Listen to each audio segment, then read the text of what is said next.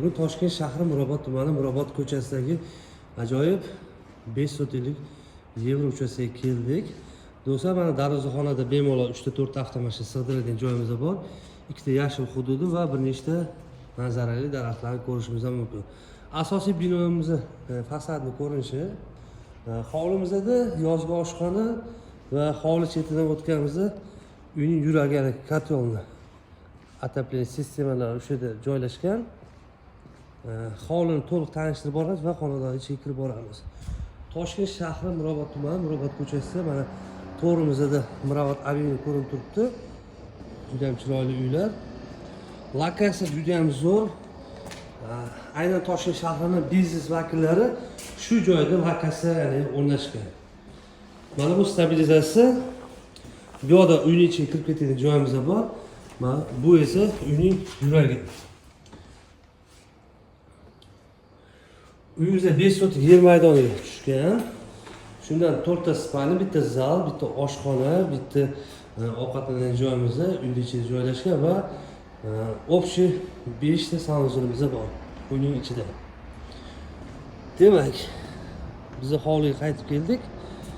Uyimiz juda ham zo'r joyda joylashgan va ma'lumot o'rnida aytamiz, ushbu uyni remont qilib olishingiz kerak, chunki bu joyimiz ofis o'rnida foydalanilgan.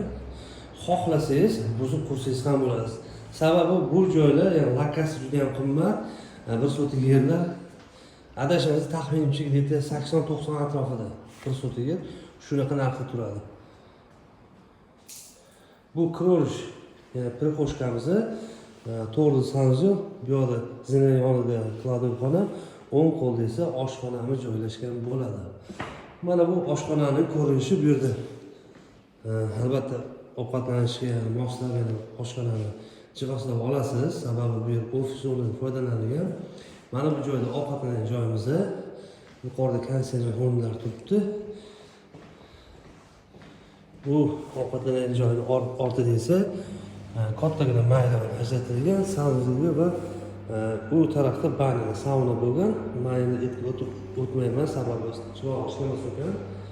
Mana bu boshida ko'rsatgan eshigimizni mana kelinglar, birinchi sanuzilda ham bu yerda hojatxona unitasi qo'yiladi. Hali ishlatilmagan menimcha. Binomiz 2018-yilda bitgan ekan. Bino eski emas, faqat remont ozgina eskirgan. Chunki bu yerda kirib chiqdi, ya'ni xodimlar ko'p bo'lgan. Aynan shu yerdan katta bizneslarni rejalashtirib ishlashgan. Yuqori ko'tarilib zinamiz, undan oldin biz zalni ko'rsatamiz. Mana bu zal. Bu yerda ishchilar o'zaro suhbat qilib, ya'ni ishlarni olib borishgan. Rабочий stol, bu yerda kompyuterlar bo'lgan. Aytgancha kamera, nabliyoner hammasi bor. Shkaflar turibdi. Mana zalning ko'rinishi, uy juda ham yorug', e'tibor bering. Chiroqlarimiz oddiygina qandillar. Lekin mana bu parda tutib qo'yganga qaramasdan uy yorug' ko'rinyapti. Yana bilmadim, menga shunaqa tuyuldi. Endi esa ikkinchi qavatga ko'tarilamiz. Ikkinchi qavatimizda 4 ta spalni bor. Shundan ikkita spalnida sanuzil, ikkitasi sanuzil yo'q. Va общий sanuzil bor. Chiqqanimiz bu holga, ya'ni resepsiya xonasi deyiladimi? Mehmonlar kutib olib va kabinetlar bo'lgan bu yerda. Shu kabinetlarga kirib ishlarni bitirishgan. Birinchi xonamizda buni bolalar xonasi desa bo'ladi. Planirovka idealni.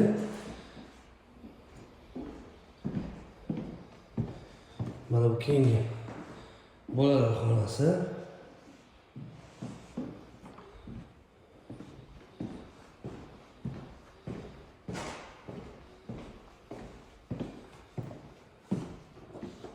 Bu yerda menimcha kamera nabliyonerni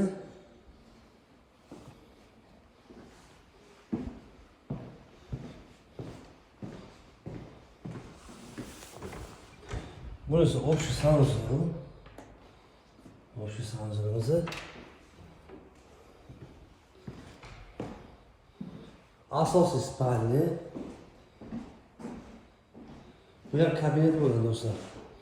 Chunki telefon liniya, internet liniyalar hammasi qo'yilgan va yana ofis sanuzeli.